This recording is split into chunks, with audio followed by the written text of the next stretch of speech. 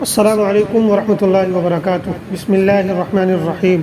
امام بخاری research academy علی گڑھ سے شائع ہونے والے ہفت روزہ الجمعہ میگزین 5 جولائی 2024 مطابق 28 ذی الحجہ 1445 ہجری کے مضامین کی آڈیو ریکارڈنگ پیش خدمت ہے۔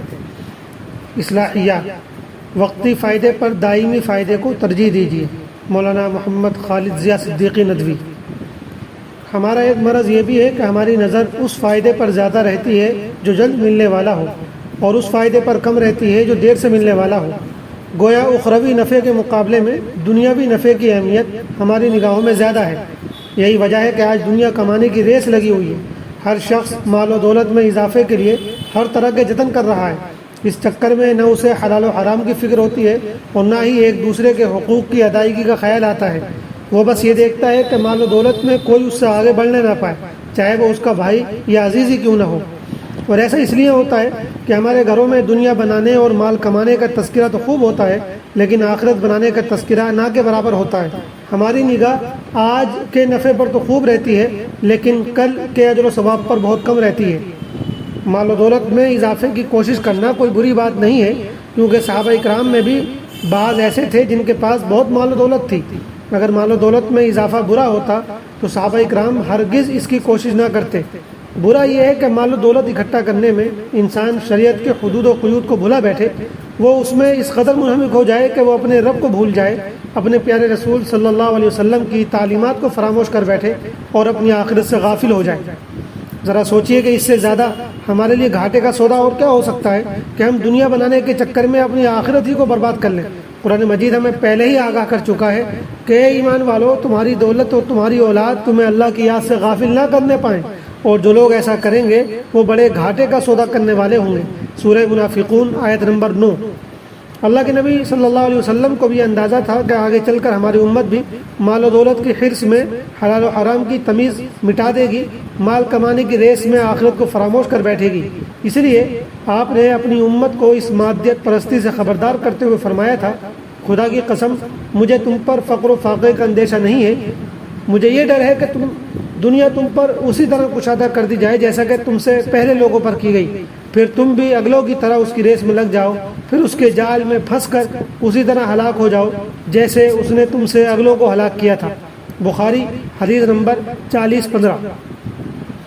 اس لیے ضرورت ہے کہ ہم وقتی اور دنیاوی نفع سے اوپر اٹھ کر دائمی اور اخروی فائدے پر نظر رکھیں، اور دنیا کے ساتھ ساتھ آخرت کو بنانے کی بھی فکر کریں، اور ہمیشہ اپنی دعاؤں میں اس دعا کو شامل رکھیں کہ اے ہمارے رب، ہمیں دنیا میں بھی بھلائی عطا فرما اور آخرت میں بھی بھلائی عطا فرما، اور ہمیں دوزخ کے عذاب سے بچا لے، آمین۔ دوسرا مضمون ہے سال نو، محرم الحرام، غور و فکر کے چند پہلو۔ مولانا محمد فرید حبیب ندوی۔ جس طرح انگریزی سال جنوری کے مہینے سے شروع ہوتا ہے، اسی طرح اسلامی سال محرم کے مہینے سے شروع ہوتا ہے۔ 12 مہینوں میں سے 4 مہینے اسلام سے پہلے سے محترم مانے جاتے تھے۔ اسلام نے بھی ان مہینوں کو محترم قرار دیا۔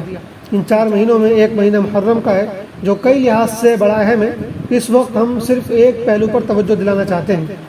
محرم سے چونکہ نئے اسلامی ہجری سال کا آغاز ہوتا ہے، اس لیے یہ بہتر موقع ہے کہ ہم اپنا محاسبہ کریں اور یہ جائزہ لیں کہ گزرنے والے سال میں ہم نے کیا اچھے کام کیے اور کیا غلط کام کیے، ہم نے اپنے حقوق اور اپنی ذمہ داریاں کتنی امانت سے ادا کی، کتنی نمازیں ادا کی اور کتنی چھوٹ گئیں، پورے سال میں ہمارے منہ میں کتنے لقمے حلال کے گئے اور کتنے حرام کے، اگر زکوٰۃ ہم پر فرض تھی تو ہم نے پوری ایمانداری سے حساب لگا کر اسے ادا کیا یا نہیں، اگر ہم پر حج فرض تھا تو اس فریضے کو ادا کرنے کے لیے ہم نے کس حد تک کوشش کی، میاں بیوی نے اپنے اپنے حقوق کہاں تک ادا کیے، اولاد کی تعلیم و تربیت پر ہم نے کتنی توجہ دی، والدین کی خدمت ہم نے کس حد تک کی، کہیں ہمارے کسی عمل سے ان کے دل کو چوٹ تو نہیں پہنچی، اپنے ملنے جلنے والے دوست احباب، کام کرنے والے ساتھی، اپنے رشتہ داروں اور پڑوسیوں کے ساتھ ہمارا سلوک کیسا رہا، ہماری زبان اور ہاتھ سے کسی کو تکلیف تو نہیں پہنچی، ہم نے کسی کو تجارت میں دھوکہ تو نہیں دیا، ہم صرف اپنے لیے جیتے رہے یا دین و ملت، انسانیت اور اپنے وطن کے لیے بھی ہم نے کچھ کیا۔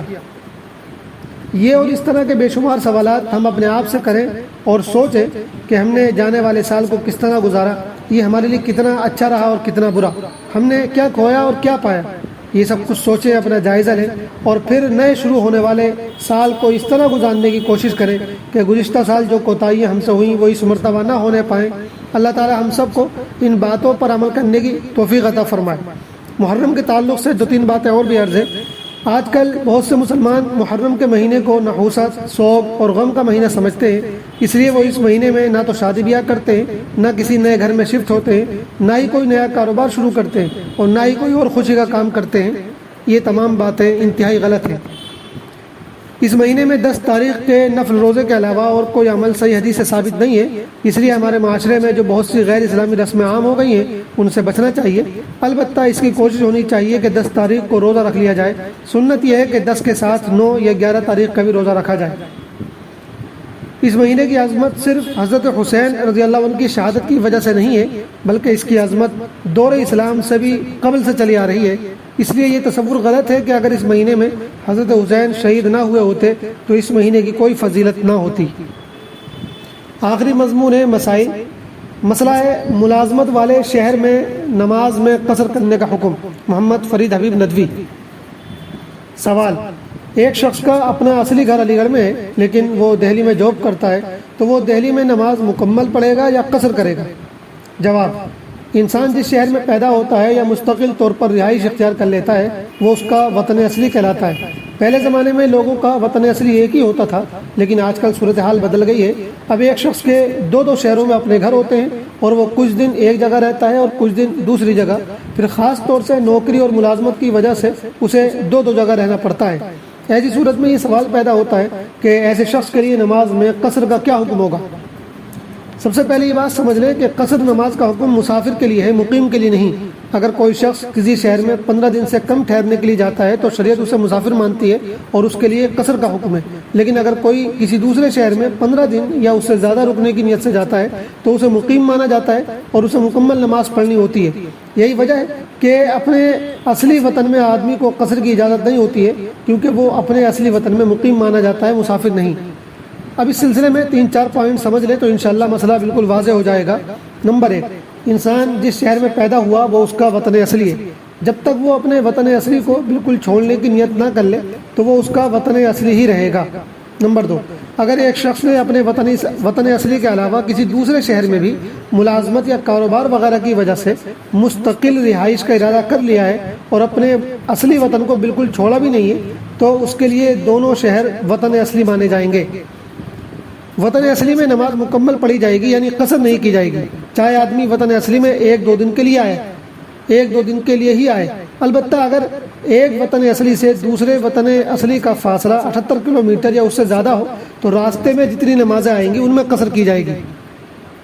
نمبر 3، اگر ایک شخص کسی دوسرے شہر میں ملازمت کے لیے گیا ہوا ہے اور ابھی تک اس نے وہاں مستقل رہائش کا ارادہ نہیں کیا ہے، بلکہ اس کی نیت یہ ہے کہ جب تک یہاں نوکری یا کاروبار ہے تو یہاں رہوں گا اور جب یہاں سے نوکری ختم ہو جائے گی تو اپنے اصلی وطن چلا جاؤں گا، ایسی صورت میں ملازمت والا شہر اس کے لیے وطن اصلی نہیں ہے۔ اس لیے وہ جب بھی اپنے ملازمت والے شہر میں 15 دن سے کم کے لیے جائے گا تو مسافر مانا جائے گا اور وہاں ساری نمازیں قصر کے ساتھ پڑھے گا، اور جب 15 دن یا اس سے زیادہ قیام کی نیت سے جائے گا تو ساری نمازیں مکمل پڑھے گا۔